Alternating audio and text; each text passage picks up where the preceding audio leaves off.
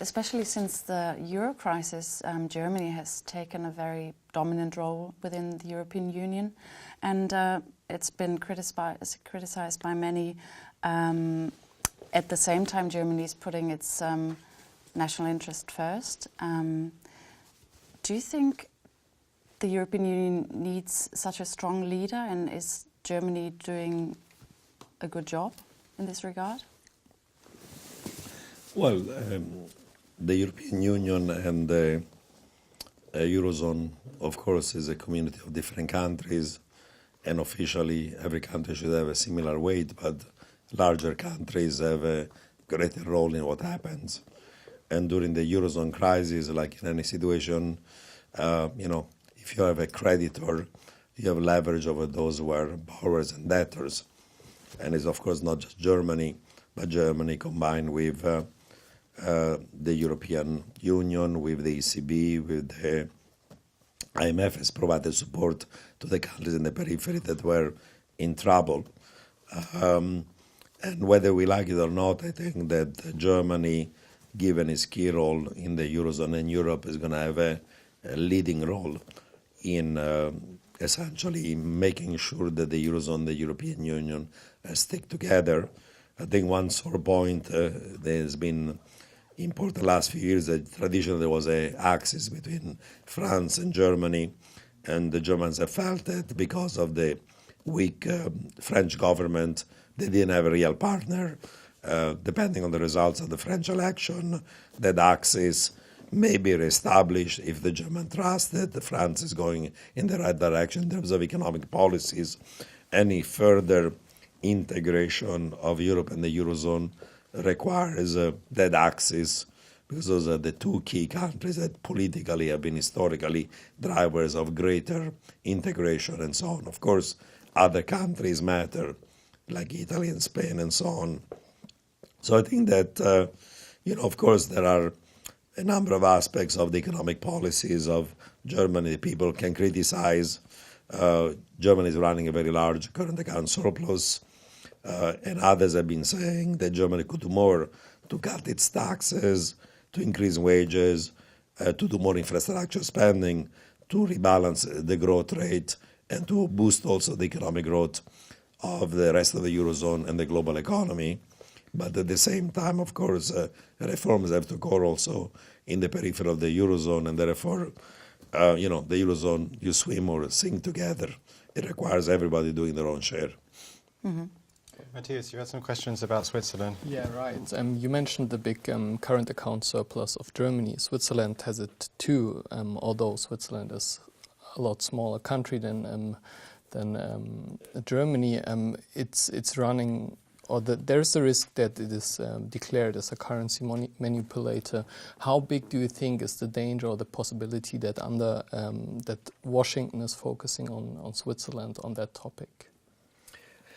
Well, I think that the Swiss economy is small enough that probably the chances of being branded as a currency manipulator are relatively small.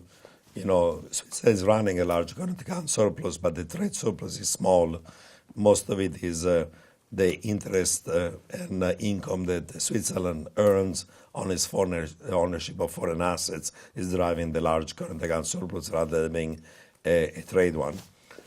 So I would not be particularly concerned on the U.S. branding Switzerland as a currency manipulator. The Swiss National Bank is buying huge amounts of euro to weaken the Swiss franc. Do you, in your point of view, and has been massively criticized for that, in your point of view, is the SNB doing the right thing? Well, I think that the SNB has been trying to prevent excessive appreciation of the Swiss franc under the assumption that in a small open economy like Switzerland, excessive currency appreciation is going to be negative for net exports and economic growth. It also leads to the risk of deflation, and deflation is negative because it increases the real value of debt and increases the risk of default. Their defense of a formal peg failed, and they let the currency appreciate. But since then, they've been trying to prevent excessive appreciation through a combination of monetary policy being unconventional, like negative policy rates, and from time to time FX intervention to try to smooth excessive appreciation of the Swiss franc. I think that maintaining a fixed exchange rate is very hard, and therefore giving up on that policy was inevitable. On the other side, you don't want to have global shocks and other factors that lead to, say, safe haven effects into the Swiss franc, leading to an excessive appreciation of your currency that is damaging of your own economic growth. And therefore, the currency value of the Swiss franc is going to remain managed, given those concerns about the impact of a currency in a small open economy like Switzerland. Mm-hmm. May I ask you on the Swiss franc, what do you think? Is it maybe weakening again as after the elections in Europe and maybe the things are stabilizing?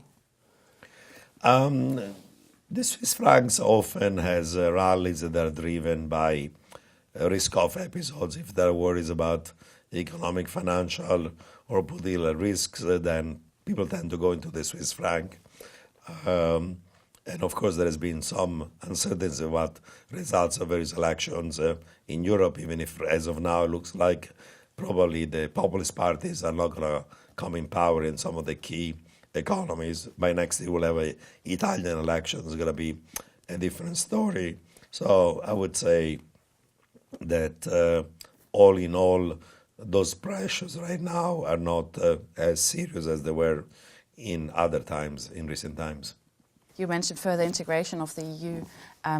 Do you have any particular areas, or do you see any areas where this is particularly necessary, especially in the economic field? And also to prevent, to come back to what we said in the beginning, to your warning about a threat of disintegration.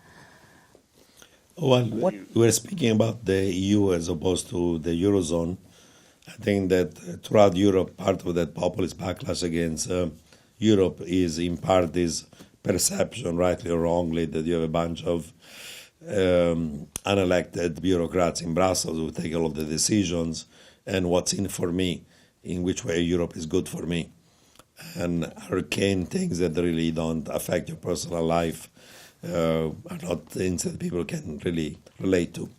So I think that the question mark is going to be right now, can you provide a variety of public goods at the European level that the people of Europe can feel good about?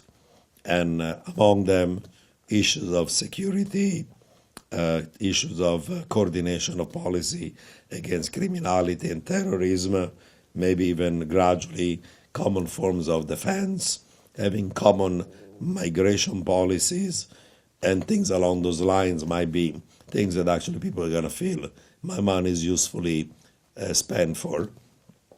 I think that at the end of the day, you're going to need stronger economic growth in Europe, a reduction in unemployment rate, because if you don't get that one, then people are going to rightly or wrongly blame Europe rather than blaming necessarily their own governments, because the blame tend to always be put to somebody outside of your own country, even if your poor economic policy at the country level might be the source of the problem. But over time, you're going to need to give people the sense that Europe is good for you on a broad range of dimensions. Otherwise, the pushback against Europe is going to become more severe. Thank you.